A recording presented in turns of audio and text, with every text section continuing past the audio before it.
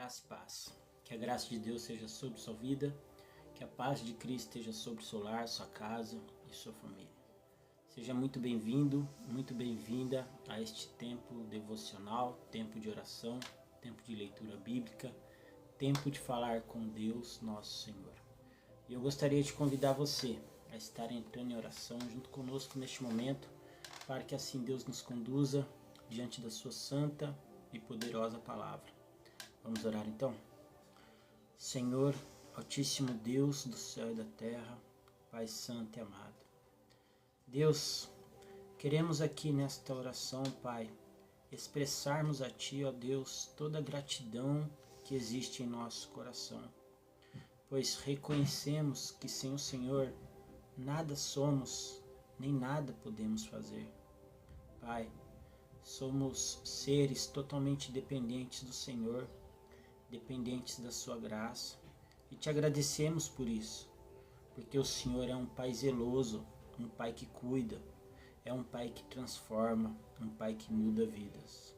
Pai, entregamos já as nossas vidas em suas mãos e pedimos que o Senhor venha trazer um direcionamento, meu Pai, sobre a nossa vida através das suas palavras, pois assim como ela está aberta diante dos nossos olhos, nosso coração também se abre diante dela.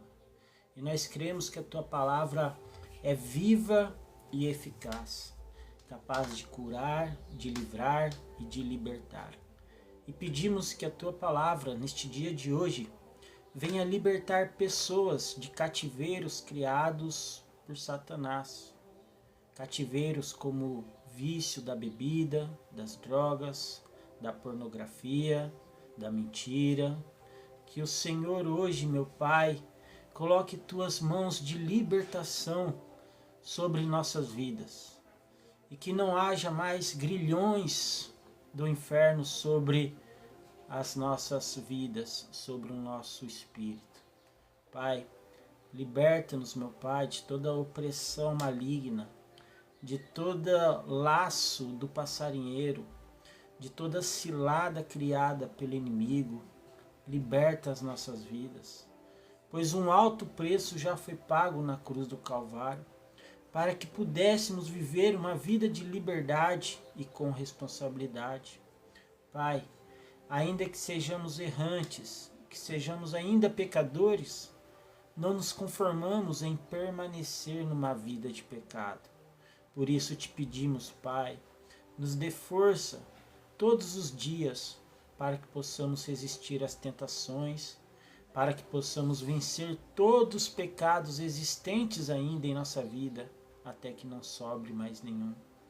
Pai Santo, amado Deus, liberta nossa casa, liberta nossa família, liberta todo aquele que está aprisionado, meu Pai, aos vícios, aprisionado a instrumentos que o diabo tem usado para destruir essas vidas. Peço ao Senhor, em nome de Jesus, que se existem, meu Pai, espíritos malignos, aqui neste dia de hoje, meu Pai, sobre a nossa vida ou sobre a vida de alguém que está assistindo, que esses espíritos caiam por terra agora, em nome de Jesus. É o que eu lhe peço e lhe agradeço de todo o coração. Amém e amém. Hoje o tema da nossa devocional é expulsando demônios. Você sabia que muitos problemas que ocorrem na nossa vida são causados por demônios? Você sabia que existem espíritos opressores, hostes espirituais de maldade, potestades espirituais? Todos esses são seres do mal. E o objetivo deles é tentar roubar, matar e destruir, assim como os falsos profetas. É tentar destruir as nossas vidas. Agora entenda uma coisa. Um espírito opressor, ele tem a capacidade de gerar sobre a vida da pessoa enfermidade, problemas, intrigas, brigas, mentiras, invejas, tudo aquilo que provém do mal. Mas ele só pode gerar isso na vida de alguém se ele tiver permissão. Agora vamos entender isso. Por quê? Tudo passa pela permissão de Deus, tanto bênção quanto maldição. Nada acontece na sua vida sem que Deus saiba e sem que Deus permita. Nada pode surpreender a Deus. Mas então por que Deus permite que muitas vezes eu passe por tentações? Por que Deus permite a guerra? Entenda uma coisa. Guerra só se acaba com guerra. E a guerra que existe não foi Deus que começou. Essa guerra que você está vendo na Ucrânia, na Rússia, não foi Deus que começou. Essa guerra que você está vendo na faixa de Gaza, não foi Deus que começou. Essa guerra que você está vendo no Rio de Janeiro, não foi Deus que começou. Guerra só se acaba com guerra. Por que então Deus permite que muitas vezes eu passe por situações difíceis, opressoras? Por que Deus permitiu que tudo aquilo acontecesse com a vida de Jó? Precisamos entender que a Bíblia é um livro exemplista. Então são histórias de homens, de mulheres de fé, que deixaram exemplos para nós, para que pudéssemos ter um direcionamento sobre nossas vidas. Esse é o intuito. Jó, quando foi provado, e não por Deus, mas pelo inimigo, porque Deus a ninguém prova e não pode ser provado. Entenda uma coisa, quando o inimigo pede permissão para Deus para provar Jó, assim como ele pediu permissão para Jesus para provar Pedro, e Jesus não concedeu, mas a Jó foi concedido essa aprovação, e vamos entender o porquê. Quando ele pede permissão é porque ele não pode tocar naquilo que é de Deus. Então ele precisa pedir permissão para Deus. Tudo passa pela permissão de Deus. Tanto bênção quanto maldição. Para que você entenda, Jó passou por todas essas situações difíceis, para que o inimigo não tivesse mais legalidade de acusar a ninguém de que as pessoas só servem a Deus porque são beneficiadas pelo próprio Deus. Não se trata do homem, mas se trata da divindade de Deus. O que Satanás aqui estava questionando não era a fidelidade de Jó, mas sim o que Deus proporcionava a Jó. E porque Deus proporcionava bens a Jó, a sua fidelidade era atrelada àquilo que Deus proporcionava a ele. Era como se Satanás estivesse acusando Deus de corrupção. Você está entendendo isso? Por isso Deus permitiu que Jó fosse provado, mas não permitiu que a vida lhe fosse tirada. E depois Deus restituiu a paz, a felicidade e tudo aquilo que Jó havia perdido. E a história de Jó serve de agora defesa e exemplo. Se o inimigo se levantar e disser: aquele homem só te serve porque você ajuda ele, aquela mulher só te serve porque você abençoa ela, Deus prontamente pode dizer: você lembra de Jó? Quando você acusou Jó e Jó foi provado e não negou sua fé, mesmo perdendo tudo que tinha. Você entendeu agora? Olha que interessante. Vamos agora aprofundar no texto do livro de Marcos, capítulo 5, aonde fala sobre um endemoniado que foi curado. Ou seja, uma pessoa que sofre com possessão demoníaca, uma pessoa que está sofrendo com espíritos demoníacos, ela precisa de cura, Não são medicamentos que vão resolver esse problema. Não existe remédios na medicina que podem expulsar um demônio do corpo de uma pessoa. Não existem. E aliás, há muitos casos de surtos dentro, do contexto humano, aonde a medicina também não sabe explicar, que vai além da sua compreensão. Agora, vamos entender o porquê de tudo isso, porque muitas situações ocorrem na nossa vida por opressões demoníacas e porque Deus permite essas opressões. Olha só, vivemos na lei da semeadura, colhemos aquilo que plantamos. Se em algum momento da sua vida você plantou sementes do mal, é lógico que você colherá essas sementes no futuro. E quem estará por detrás desta colheita é o próprio inimigo. Então, quem semeia maldade, colhe maldade.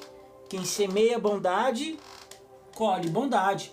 Quem não semeia nada, não colhe nada.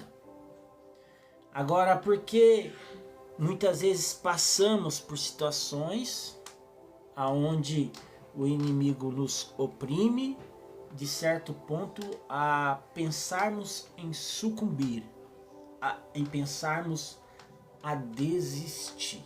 Olha que interessante isso. Como eu disse, Deus a ninguém prova e não pode ser provado. Há muitas provações que você passa, eu sei que às vezes as pessoas dizem assim: Deus, que prova é essa? Mas não é Deus provando. São provações que ocorrem na nossa vida, que são permissões que foram cedidas ao inimigo, não porque Deus deseja o seu mal, mas porque você, pelas suas escolhas, deu legalidade para que o inimigo tivesse autonomia para interferir na sua vida. Você entendeu isso agora? O pecado é muito mais perigoso do que você pensa. O pecado é muito mais perigoso do que você imagina. Aliás, o maior inimigo da sua vida não é nem o próprio Satanás. Ele já é um ser condenado e derrotado. O maior inimigo da sua vida se chama pecado. Este pecado não reconhecido, não confessado e não repudiado, ele pode te impedir de entrar no céu, mesmo que Deus queira te salvar. Por quê? Deus estabelece condicionamentos para uma salvação. Mesmo a salvação sendo um ato de graça de Deus mediante a fé em Jesus Cristo, ele coloca condicionamentos, como por exemplo, um novo nascimento, o ser como uma criança, a necessidade de perdoar. Por isso Jesus diz que se você não perdoar, vosso Pai que está no céu não poderá vos perdoar. Não é que Deus não tem poder para te perdoar, só Ele pode te perdoar. Você entendeu isso? Ele pode de fato te perdoar. Agora, não é porque Ele não pode, é porque Ele é fiel à sua palavra e Ele não vai passar por cima da sua própria palavra para abrir uma exceção sobre sua vida, sendo que você tinha total consciência do que você estava fazendo, de que aquilo realmente era pecado, a não ser que você não tinha consciência. Aí você está livre daquele ato. Mas a palavra de Deus, ela acessa o coração do ser humano. Por mais duro que seja, ela está em todos os lugares, em todos os lados. E ela chegará a toda pessoa, a todo coração. Ninguém vai poder erguer a mão e dizer: Deus, eu não sabia. Deus, eu sou inocente. Deus, eu não sabia que isso era errado. Eu não sabia que isso era pecado. E para isso serve o quê? O Evangelho de Cristo. O Evangelho de Cristo é uma ação também do Espírito Santo. Você lembra que o Espírito Santo é quem nos convence da justiça, do juízo e do pecado. Você, meu irmão, você, minha irmã, você está sendo convencido pelo Espírito Santo sobre o que é pecado. Se você pratica determinadas coisas que talvez gerem dúvida no seu coração, se realmente é ou não é pecado, tenha certeza que o Espírito Santo vai deixar isso bem claro para você, se é ou não é pecado. Você não vai conseguir convencer Deus de que o seu pecado não era pecado. E por que eu estou dizendo tudo isso? Porque através do pecado, você vai dar legalidade para que Satanás coloque demônios sobre sua vida. Através do pecado, você abre uma porta dentro da sua casa para que espíritos malignos entrem e atormentem sua família. Se existe na sua vida pecados que são ocultados, esses pecados servem como portas de legalidade para que o inimigo interfira e entre na sua vida. E como é esse diálogo? Como que é essa acusação do acusador? Olha lá, ele está escondendo o pecado. Olha lá, ele está ocultando o pecado.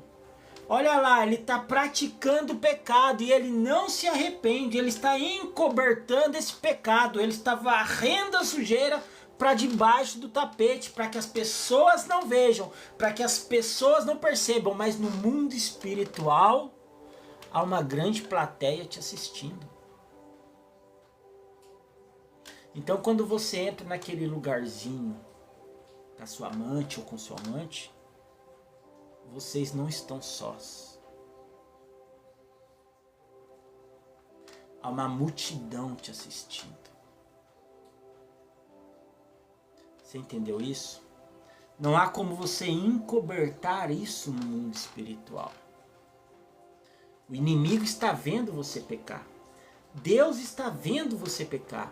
Os anjos de Deus estão vendo você pecar. Assim como está em Hebreus, uma grande multidão de anjos está assistindo tudo o que você está fazendo. Está vendo. E por que eles não interferem? Eles ajudam, se você pedir ajuda. Mas lembre-se que a você foi dado o direito de escolher o que você quer fazer da sua vida. Então, quando você vive numa prática pecaminosa, não se arrepende, não reconhece e não repudia esse pecado, você dá legalidade. Jó, ele não foi tido como alvo de pecado, apesar de ser um pecador. Porque o único que não pecou foi Jesus. Mas Jó também pecou. Mas não foi os pecados de Jó que deram legalidade para que o inimigo viesse interferir na vida de Jó. Mas Jó, por ser um homem valoroso de fé, foi usado pelo próprio Deus para que ele anulasse toda e qualquer acusação de Satanás sobre nossas vidas. E se isso não ocorresse na vida de Jó, estaria ocorrendo na nossa vida nos dias de hoje. Então Deus fez o que fez pensando num bem comum. Deus amou o mundo de tal maneira que ele enviou o seu Filho unigênito para que numa cruz perecesse e morresse. Não porque ele pecou, mas porque nós pecamos pelas dívidas dos nossos pecados. Fomos libertos na cruz do Calvário pelo sangue inocente derramado. Bom, Marcos capítulo 5. Os demônios, eles têm legalidade através do pecado para enganar, para oprimir, para destruir, para roubar, para consumar. Os demônios, existem espíritos consumadores. O que são eles? Eles consomem a sua fé, consomem a sua alegria, consomem a sua felicidade, eles consomem a sua esperança, você se torna uma pessoa esgotada. Esgotada, porque esses espíritos estão consumindo em você virtudes. E por que eles estão tendo legalidade para roubar a sua paz? Por que eles estão tendo legalidade para consumir a sua alegria? Porque existe uma porta aberta que precisa ser fechada. E talvez esta porta aberta se chame perdão. Um perdão que não foi liberado, um pecado que ainda não foi confessado, uma situação ainda que não foi corrigida. E enquanto essa porta aberta não for fechada, eles vão ter legalidade e vão continuar acessando sua vida. Agora eu te pergunto, quem tem que fechar essa porta para você? É Deus ou é você? Quem tem que parar de pecar, meu irmão, minha irmã, é você e não Deus. Deus nunca pecou e não é pecador. E enquanto você não para de pecar, a porta fica aberta. E enquanto a porta fica aberta, a sua vida fica exposta a Satanás. E se a sua vida está exposta a Satanás, ele vai bagunçar a sua vida. Entenda uma coisa, o que a Bíblia fala? Aqui estamos nós. Ao nosso redor estão os anjos de Deus que estão nos protegendo. Ao derredor dos anjos está Satanás bradando como leão. Ele não é como leão, ele brada como leão. Ele é a serpente, a antiga serpente, e ele é figurado também na imagem do dragão, mas não como leão. Ele brada como leão, porque a vida toda Satanás tenta imitar Deus. A vida toda Satanás tenta parecer ser como Deus. Então ele tenta bradar como leão. O que o inimigo faz? Ele está ao derredor. Ele não tem autonomia nem legalidade para penetrar por essa barreira dos anjos para atingir a sua vida. Ele não tem. Ele não tem poder para passar por essas barreiras dos anjos sem a permissão de Deus. Nada acontece. Agora, o que está acontecendo aqui? Os anjos estão te protegendo. Correto? Ao derredor está o inimigo, rodeando, bradando como leão, esperando a quem possa tragar. O único acesso que Satanás vai ter com a sua vida é através de brechas. E essas brechas são geradas e ocasionadas pelo pecado.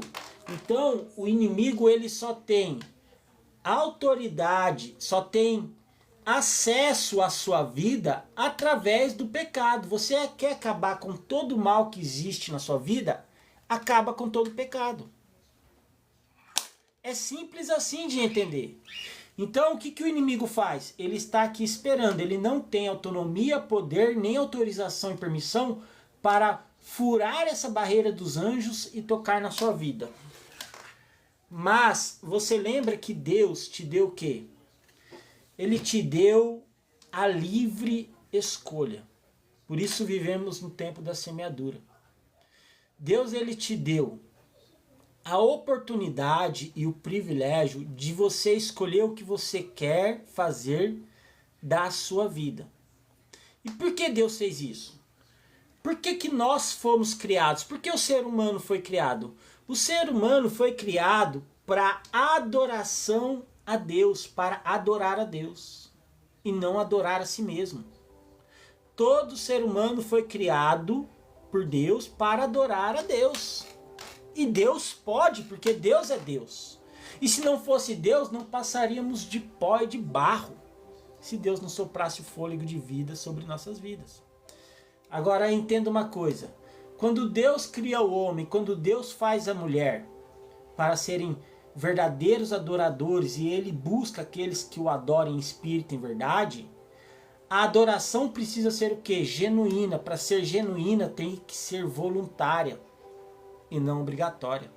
Deus tem poder suficiente para fazer que a terra toda se prostre, todos o adorem obrigatoriamente. Assim como Nabucodonosor, quando faz uma estátua e reúne todas as províncias que ele tinha domínio, era mais de 120 províncias e reinos, ele faz ao soar das trombetas com que todo o povo se prostre e adore a sua estátua. Nabucodonosor fez isso na Babilônia. Agora eu te pergunto, essa adoração é uma adoração genuína, legítima? Ou é uma adoração involuntária, obrigatória? Porque aqueles que não o adorassem, qual era a ameaça? Seria lançado na fornalha de fogo ardente. Foi o que aconteceu com Sadraque, Mesaque e Abednego. Deus não obriga ninguém a segui-lo. Deus não obriga ninguém a amá-lo. Deus não obriga ninguém a acreditar nele. Deus não precisa que você acredite nele. Deus, ele não fica mendigando o amor, mendigando a adoração. Então Deus te deu o livre-arbítrio para que você pudesse escolher seguir ou não a Deus, adorar ou não a Deus. Então, dentro desse contexto, você está nesse círculo, você, pela sua livre escolha, decide, através do pecado, sair fora dessa proteção angelical, onde estão os anjos de Deus, se expondo a Satanás. E Satanás, que está ali 24 horas por dia, minuto por minuto, segundo por segundo, bradando como leão, está esperando isso. Que você, através do seu pecado, diga: eu não preciso de Deus. Eu não preciso da proteção dos anjos de Deus. Eu quero conhecer o mundo. Eu quero viver as coisas prazerosas desta vida. Eu tenho muitos desejos, muitas vontades. A sua carne aflora. Você assume o pecado sobre sua vida. E o pecado consumido dá legalidade para que Satanás venha interferir na sua vida. E como ele vai interferir? Ele vai colocar sobre sua vida espíritos malignos, demônios, que vão tentar destruir sua vida de todas as formas. Infelizmente, é assim que acontece. Chegaram, Marcos capítulo 5. E chegaram ao outro lado do mar, a província dos Gadarenos. E saindo ele do barco, Jesus, lhe saiu logo ao seu encontro dos sepulcros um homem com espírito imundo. Você vê a Bíblia falar sobre espírito de adivinhação, espírito opressor e espírito imundo. Preste atenção nisso. Espírito opressor, espírito imundo e espírito de adivinhação. O espírito de adivinhação, ele cega as pessoas através do falso ensino. As pessoas são enganadas por espírito de adivinhação, que são demônios, que adivinham nome, RG, CPF, endereço da casa, e muitas vezes estão até em cima de altares, utilizando a boca de falsos profetas, prometendo coisas que Deus não prometeu, profetizando coisas que Deus não profetizou, apenas para enriquecimento, apenas para benefício próprio. Exploram a fé e a necessidade das pessoas, e as pessoas perecem pela falta de conhecimento. Então não acredite em toda adivinhação que você está ouvindo por aí, porque nem toda adivinhação é revelação. E existe um espírito demoníaco, que é um espírito de adivinhação, que tem capacidade de adivinhar coisas sobre sua vida, mas não vem de Deus, e sim de Satanás. E como Satanás consegue colocar um espírito de adivinhação na sua vida? capaz de adivinhar coisas sobre sua vida, sobre seu passado. Como? Ele está ao derredor, bradando como leão, esperando a quem possa tragar. Ele está ouvindo as suas conversas. Aquilo que você fala, aquilo que você externico põe para fora, Satanás tem acesso a essa informação. E ele pode usar essa informação contra você para te enganar. Você lembra do que a serpente fez com Eva? Não é assim que Deus disse? Não foi assim. Ele disse para não comer dessa árvore, mas das outras podemos. Ele tinha acesso a uma informação. E como? Ele ouviu essa informação. Olha que interessante tudo isso. A ordem de Deus sobre o fruto proibido foi dado ao homem, a Adão. Adão, compartilhando esta informação com sua esposa, deu ali a oportunidade para que o inimigo também, à espreita, ouvisse e tivesse acesso a essa informação. Então ele distorce a informação a fim de confundir Eva, gerar a dúvida no seu coração para enganá-la. Então o espírito de adivinhação, ele pode usar coisas que ele sabe a seu respeito para tentar te confundir. Esses dias eu vi numa reportagem uma mulher que foi numa... Agora eu não sei o nome, não sei se era cartomante, isso mesmo. Não sei se era cartomante ou alguma coisa assim parecida, numa vidente. Eu vi uma mulher esses dias numa reportagem que ela foi numa vidente. E a vidente disse para essa mulher que a irmã dela tinha se relacionado com o seu ex-marido 2 vezes. E sabe o que essa mulher fez? Quase tirou a vida da própria irmã de tanto bater.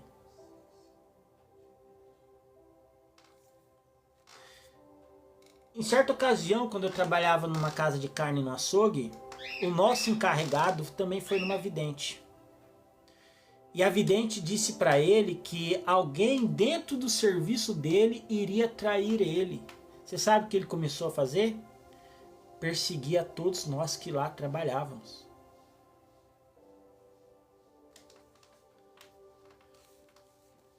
Deixa eu te perguntar uma coisa. Essa adivinhação que você recebeu, você tem certeza que vem de Deus? Não é todo mundo que diz assim, assim Deus disse, Deus mandou me dizer. Até porque no final de tudo, muitos vão bater na porta e dizer, Senhor, Senhor, não profetizamos em seu nome, não expulsamos demônios em seu nome, não libertamos em seu nome. Deus não vai se dar o trabalho nem de abrir a porta por completo. Só lá do lado de dentro ele vai dizer assim, nunca vos conheci. Ué, mas não expulsava demônio no nome de Deus? Não tinha igreja e falava que a igreja era de Deus? Não tinha religião e falava que a religião era de Deus? Não curava em nome de Deus? Não expulsava em nome de Deus os demônios? Não libertava em nome de Deus? E por que agora Deus está dizendo que nunca conheceu essas pessoas?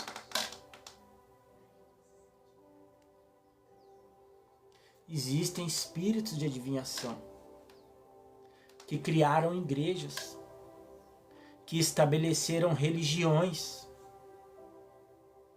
Só no Brasil somos, entre os evangélicos, são 44 mil denominações evangélicas.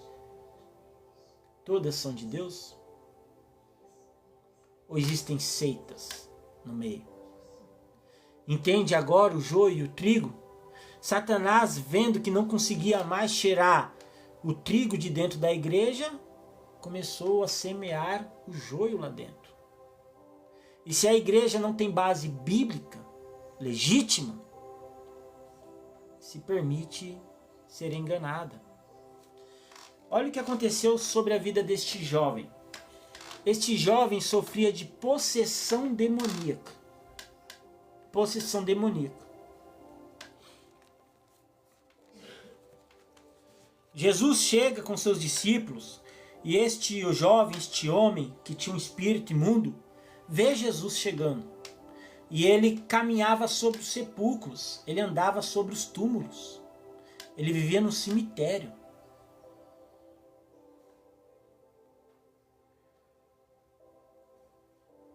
O qual tinha sua morada nos sepulcros e nem ainda com cadeias o podia alguém prender. Ou seja, as pessoas tentavam prender este homem, porque ele poderia praticar alguma maldade, porque ele era um perigo para as pessoas, era um perigo para a sociedade e um perigo para si mesmo.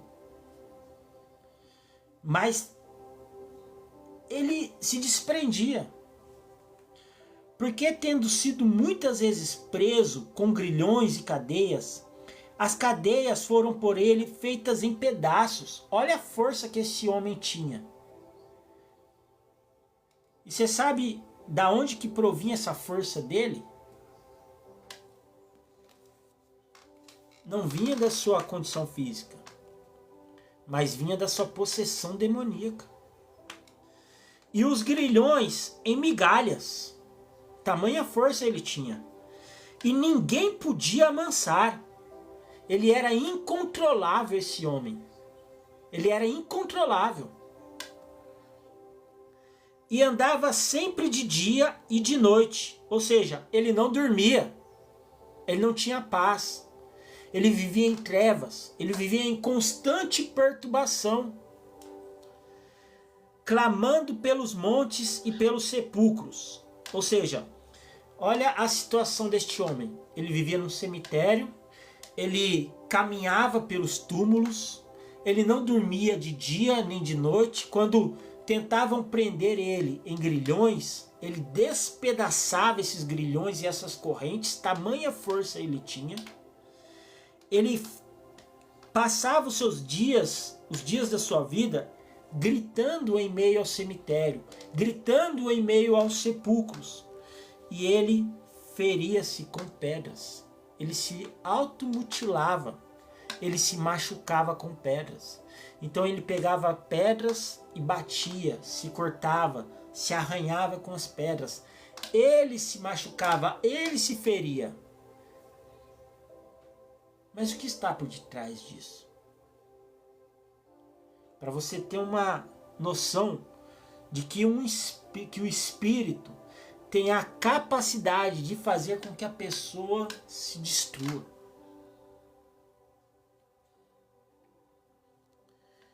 E quando ele viu Jesus ao longe, isso é muito interessante.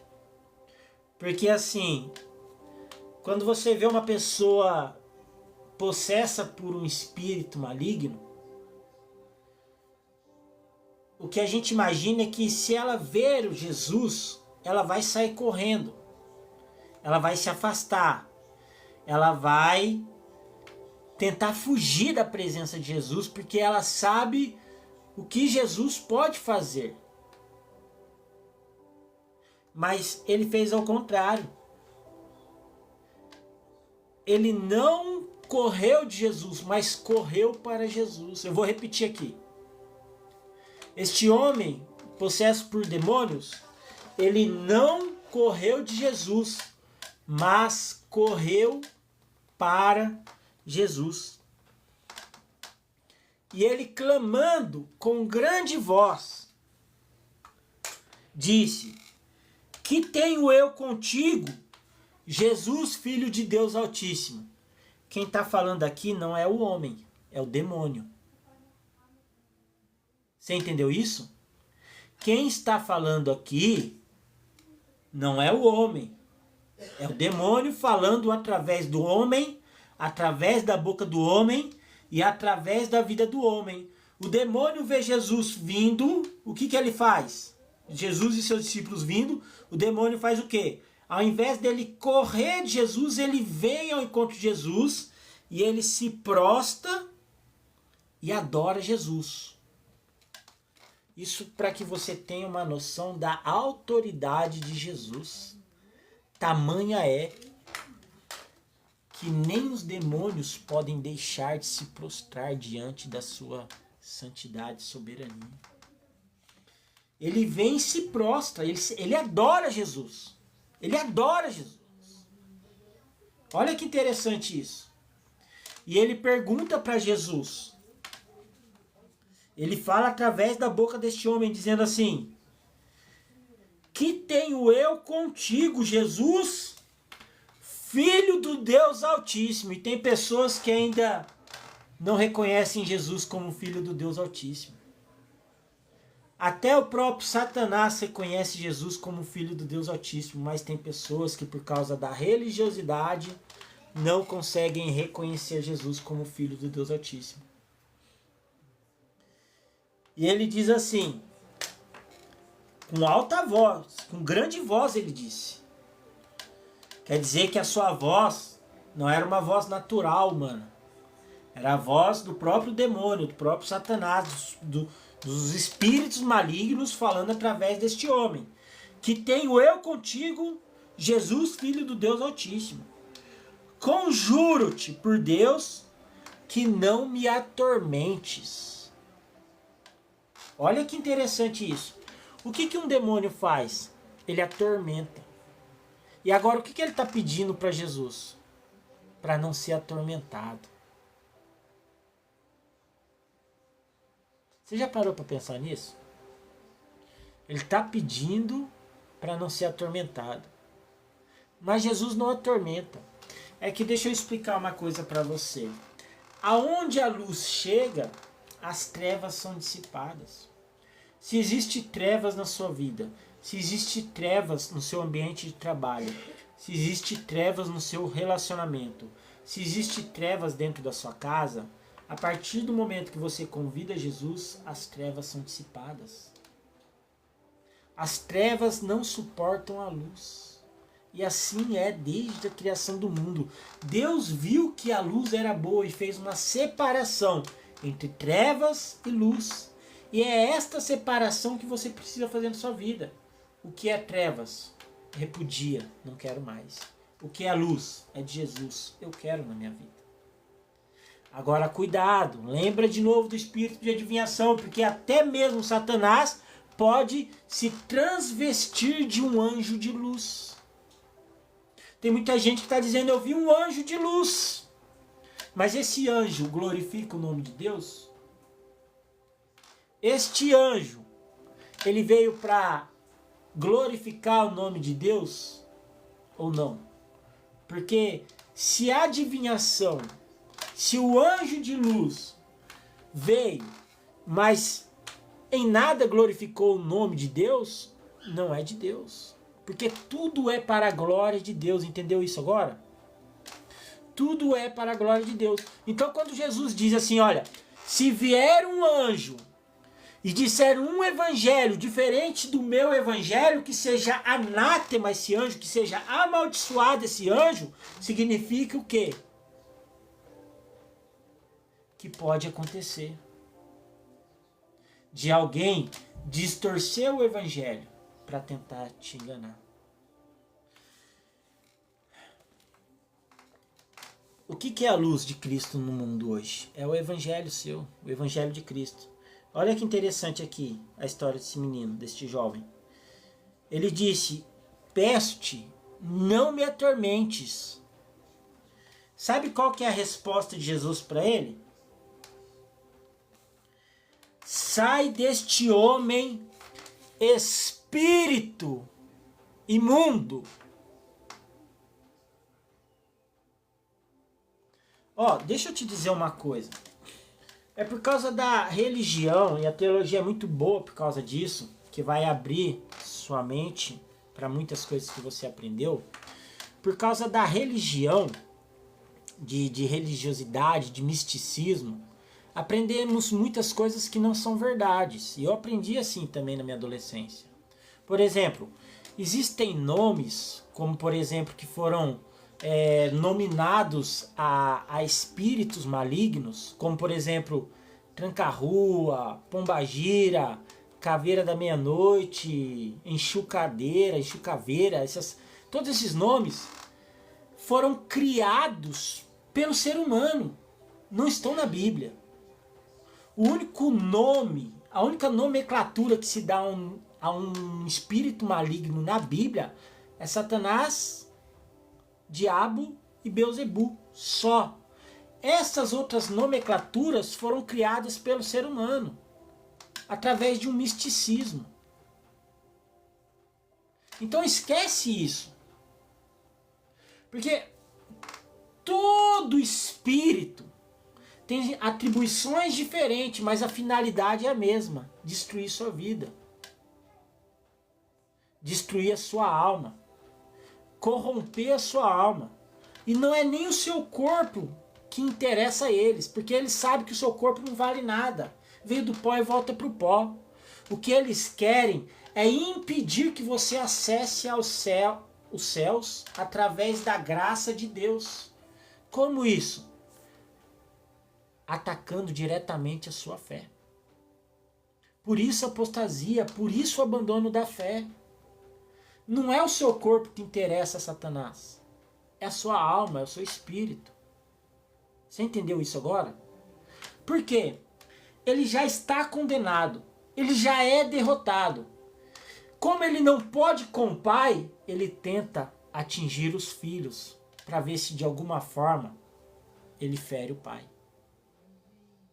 Então, quanto mais pessoas ele conseguir arrastar com ele para o inferno, e no inferno ele não é rei, nem reina, pelo contrário, é condenado. E quem criou o inferno não foi o diabo, mas Deus, para que a sua justiça fosse ali desaguada naquele lugar. Existem religiões que são antinalistas, que não creem na existência do inferno, que pregam para você, inclusive religiões brasileiras, que se a pessoa ela morre e não é salva, ela simplesmente deixa de existir. Aí eu te pergunto uma coisa: o cara roubou, matou, violentou, tirou vida de pessoas, não se arrependeu dos crimes que cometeu, morreu e acabou? E fica por isso mesmo? Trocou tiro com a polícia, morreu no confronto e acabou? E simplesmente deixa de existir? Ué, e cadê a justiça de Deus nessa história? Quando esse homem vai pagar pelos seus erros? Pelas maldades, pelas crueldades, pelo sangue que ele derramou, pela violência que ele promoveu? Onde está a justiça de Deus? Se ele simplesmente vai deixar de existir?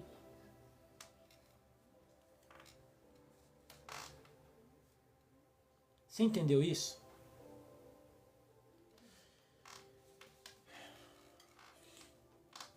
O inimigo tem a intenção de conseguir o maior número possível de pessoas para a condenação eterna do inferno, aonde há morte, a dor e ranger de dentes. E é algo que não vai se acabar. Então nem o seu pior problema neste mundo e nesta terra se compara ao grande problema que existe dentro da eternidade do inferno. Nem a sua tristeza mais profunda nessa terra se compara à tristeza de quem está dentro do inferno para toda uma eternidade.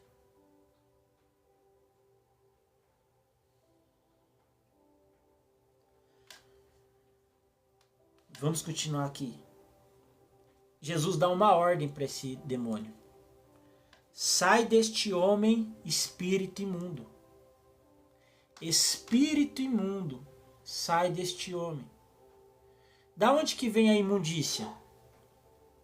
Da promiscuidade, da corrupção, da prostituição, da fornicação, da desonestidade. A imundícia é um proveniente do pecado. Jesus faz uma pergunta. Jesus não é de conversar com demônios. Ocorreram algumas situações que foram necessárias, e aí eu volto naquilo que eu lhe disse. A Bíblia é exemplista. Jesus precisa deixar exemplos.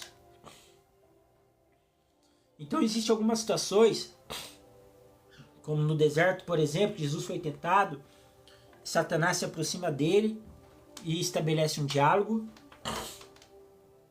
Perdão. Existe essa situação na qual ele faz uma pergunta para o demônio, para quê? Ele não fica conversando. Jesus não fica entrevistando o demônio, não. Igual você costuma ver por aí, pastor com microfone entrevistando o demônio. Jesus não faz isso, não. Mas ele faz uma pergunta para que sirva de exemplo para todas as pessoas do porquê aquele homem vivia daquele jeito, do porquê aquele homem se comportava daquela forma e do que o espírito maligno e imundo tem a capacidade de fazer sobre a vida de um homem que está exposto e vulnerável às suas maldades. E a pergunta é essa que ele faz, Jesus, olha, qual é o teu nome? E o demônio respondeu assim, dizendo, Legião é o meu nome, porque somos muitos. Então não há uma nomenclatura específica para espíritos malignos. O que são os demônios, para que você entenda? Quando Satanás, ainda sendo Lúcifer, quando ele, ainda sendo anjo e habitando no céu, ele é expulso do céu porque ele deseja construir um trono acima do trono de Deus, ou seja, a soberba tomou conta dele, ele queria ser acima de Deus. E Jesus deixa uma passagem bem clara quando ele diz assim, mesmo sendo Deus, não quis usurpar o lugar de Deus. Essa foi a acusação sobre Satanás. Ele quis tomar o lugar de Deus. Ele não somente queria assumir o trono de Deus, colocar um trono acima do trono de Deus, ele queria ser Deus. E há uma diferença em querer ser como Deus e ser Deus. Você não pode ser Deus da sua vida, mas você precisa ser como Deus. No amor, na compaixão, na bondade. Você entendeu isso? Então quando Satanás, quando Lúcifer ele é expulso por Deus do céu, ele já havia contaminado e corrompido 1/3 da parte dos anjos. E esses anjos são expulsos junto com Lúcifer, com Satanás. E eles caem para uma outra dimensão, ou seja, existe o céu a que vemos, um segundo céu onde há este reino espiritual, onde há espíritos malignos, como também aos anjos de Deus. Existe um terceiro céu, que é o céu dos céus, que é onde está o trono de Deus estabelecido. Agora entenda isso. Quando eles são expulsos, eles caem para essa outra dimensão, onde há as batalhas espirituais. Isso fica bem claro quando o corpo de Moisés ele desfalece, quando Moisés ele perde a sua vida, seu corpo é desfalecido, e um anjo de Deus e um espírito do mal tenta ali pegar o corpo de Moisés. Ou seja, o anjo de Deus queria retirar o corpo de Moisés e um espírito tenta impedir. E há uma guerra, um confronto pelo corpo de Moisés. Olha que interessante isso. Então, esses demônios que hoje existem, são esses anjos que foram caídos.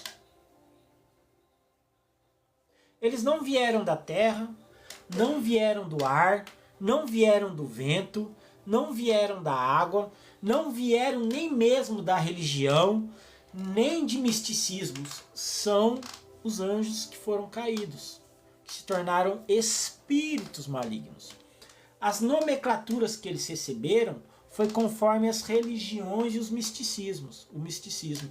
Então foram dando nomenclaturas para determinados espíritos malignos e feitos para muitas pessoas desses espíritos malignos deuses para si. Daí vem o satanismo. Já estou terminando aqui, irmãos. Olha aqui, já para a gente concluir. Então, Jesus dá esta ordem para que esse espírito saia do corpo deste homem. E faz uma pergunta: qual é o seu nome? E este demônio responde: Legião, porque somos muitos. Não havia um demônio apenas no corpo daquele homem. Haviam muitos demônios. E ele rogava-lhe assim: que não os enviasse para fora daquela província. Então, assim, eles são demônios territorialistas. Eles estavam localizados ali naquela província, através da vida daquele homem. E eles rogaram para que Jesus não expulsassem eles dali. Não expulsassem. E o porquê disso? Porque existem essas potestades que são territorialistas e cada uma tem o seu território e uma não interfere no território da outra. Então há essa hierarquia entre eles. E ele andava ali, olha que interessante, naquele momento onde está ocorrendo toda a situação, andava ali pastando no monte uma grande manada de porcos. E todos aqueles demônios rogaram dizendo assim: manda-nos para aqueles porcos, para que entremos neles. Para que você entenda, esses espíritos, quando eles saem dessa dimensão e vêm sobre a vida das pessoas, eles precisam de um corpo para se locomover, para habitar. Eles não ficam vagando e eles não podem ficar vagando pelos ares. Até quando uma pessoa vai e é liberta e é expulso os espíritos malignos dela, este corpo sai a rodear a terra e, não encontrando lugar aonde possa habitar, ele retorna para este mesmo lugar da onde ele saiu. E se ele encontrar este lugar vazio, ou seja, sem a presença de Deus, o que ele faz? Ele entra e traz consigo mais 7. É como se eles saíssem para dar um rolê pelo mundo, procurando alguém que fosse vulnerável para que eles pudessem habitar. E neste rolê que eles dão, eles vão se aglomerando, vão se ajuntando, vai se formando a sua legião de demônios. Quando eles não encontram, eles tentam voltar para de onde veio. E se eles chegam e encontram aquela pessoa ainda na prática do pecado, ainda vivendo ali numa iniquidade, eles encontram novamente a porta aberta. E a situação daquela pessoa se torna pior do que no início, de quando ela foi liberta. Olha que interessante isso. Ele rogou para que eles pudessem entrar no corpo daqueles porcos. Nos corpos daqueles porcos, porque eles precisam de uma matéria para se locomover. Eles precisam de um lugar para habitar. E pode ser até mesmo um animal. Sabia disso? Que os espíritos malignos podem possuir corpos de animais e habitar ali de uma forma momentânea, porque para eles também não é vantajoso que eles habitem em animais. Porque para eles os animais não têm valor e nenhum tipo de significância. Mas o que eles querem é a alma. Para eles alcançar a alma do homem, eles precisam ter acesso ao corpo do homem. Se eles tiverem acesso e habitarem no corpo do homem, eles conseguem ferir a alma deste homem. Por isso a luta entre a carne e o espírito. Olha que interessante agora, já finalizando aqui, concluindo. Jesus permitiu, lembra que tudo passa pela permissão de Deus?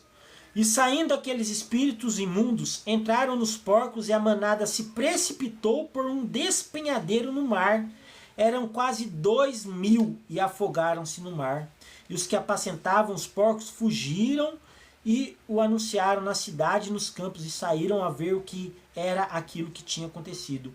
E foram ter com Jesus e viram o endemoniado, o que tivera a legião, assentado, vestido e em perfeito juízo, e temeram. E o que aquilo tinha visto, contaram-lhe o que acontecera ao endemoniado e acerca dos porcos, e começaram a rogar-lhe que saísse dos seus termos, das suas terras.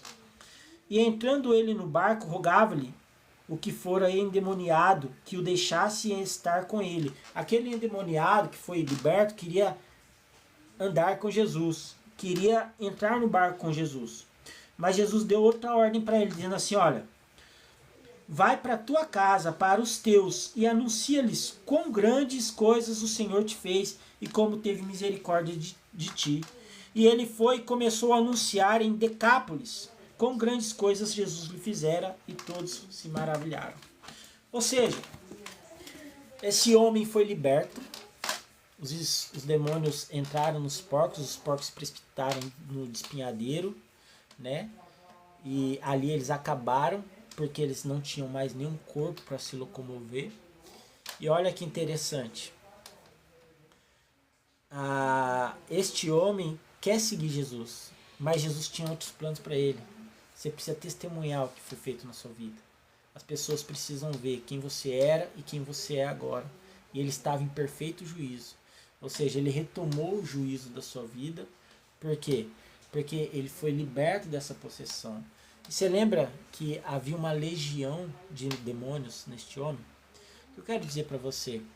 Talvez você pense que a sua vida não tem mais jeito. Que por causa do pecado você está muito distante para Deus. Eu quero que você reflita nessa palavra do Senhor Jesus.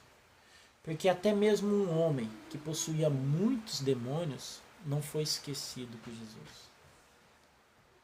Porque Jesus se esqueceria da sua vida. Você é sim valioso para Jesus. E seja qual for a situação que você esteja vivendo, Ele pode te libertar. Busque em Deus, na sua palavra, a luz necessária para dissipar todas as trevas que possam haver na sua vida. Que você seja liberto, em nome de Jesus. Amém. Que Deus te abençoe.